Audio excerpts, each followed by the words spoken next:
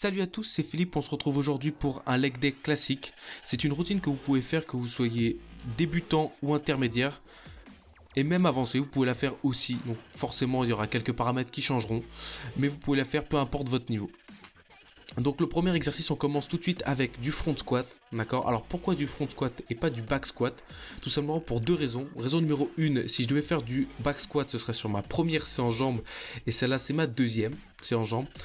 Première raison. Deuxième raison, c'est parce que au niveau du front squat, je cherche à augmenter la stabilité de mon haut du corps. Et comme vous pouvez le constater sur un front squat, vous portez la barre sur vos épaules. Et donc, ça va beaucoup engager le haut de votre dos et la stabilité du haut de votre corps pour maintenir la barre. C'est un gros facteur limitant pour moi au niveau du poids, puisque sur un front squat, comme vous voyez là, je suis à 70 kg. Sur un back squat, 70 kg, je vous fais 30 répétitions avec. Là, je suis limité à 6, 8 si je poussais. Et le facteur limitant, c'est tout le temps mes épaules. Elles brûlent totalement, donc je me suis obligé de poser la barre. J'ai plus du tout de stabilité.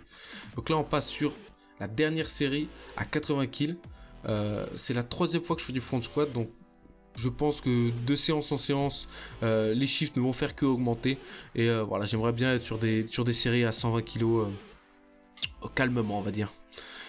Hop, et la dernière série, j'ai fait que 5 répétitions, il me semble. Et voilà. On passe sur le deuxième exercice. C'est des fentes arrière avec le mouvement complet. Comme vous pouvez le constater, voilà, je reste pas dans la position de fente et je fais pas juste une flexion et une extension de genou. Non, je remonte entièrement jusqu'à la position de départ. Et ça va vraiment travailler l'explosivité au niveau des fentes et vous allez vraiment le sentir. Donc là, je cherche vraiment juste la force en juste avec des répétitions, 3 répétitions par série. Donc j'étais à 80 kg, là on passe à 100 kg sur, c'est ma quatrième série, j'ai montré juste une série à 80 kg. Là on passe sur la quatrième série à 100 kg. Donc plutôt content de cette performance, c'est pas la première fois que je fais 100 kg, mais ça faisait 3 semaines que j'avais pas fait cet exercice. Et on a tendance à très vite perdre le rythme, parce que si vous perdez le rythme et que vous remontez pas au bon moment, bah, vous allez rester bloqué en bas. Je peux vous assurer que rester bloqué en bas avec 100 kg en fente arrière, c'est pas très agréable. Donc là, je passe sur la 5e série sur cet exercice. J'étais pas très satisfait de ma première série à 100 kg. Donc j'ai décidé d'en faire une deuxième, voilà. Toujours finir satisfait de sa série 1. Si jamais vous n'avez pas apprécié votre technique et vous trouvez que c'était pas suffisant, refaites-en une autre, c'est pas un problème. Et là, comme vous pouvez le voir, j'ai été beaucoup plus à l'aise sur cette série-là que sur la série précédente. Allez, juste la dernière. Voilà, remonte tes fesses, elle est un petit peu plus dure.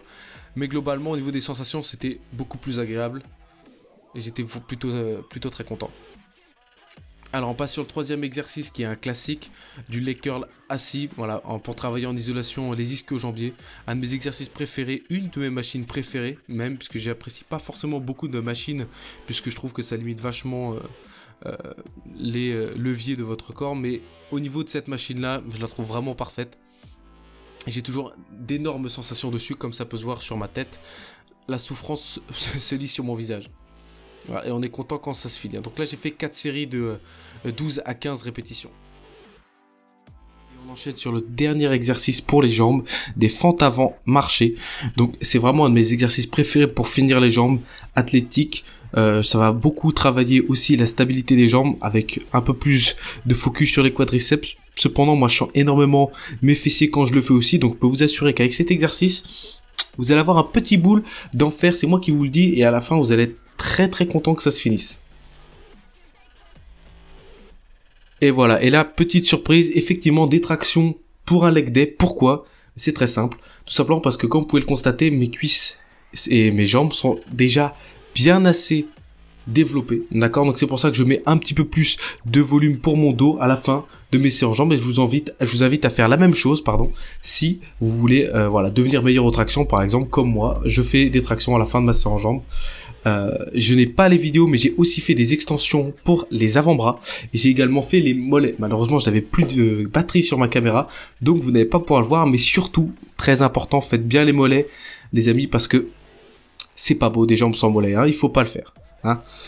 Bah écoutez, c'est tout pour moi. Moi je vous remercie d'avoir regardé la vidéo jusqu'à la fin. Si vous avez une question, n'hésitez pas à la laisser dans les commentaires. Et sur ce, je vous dis à toutes dans la prochaine vidéo.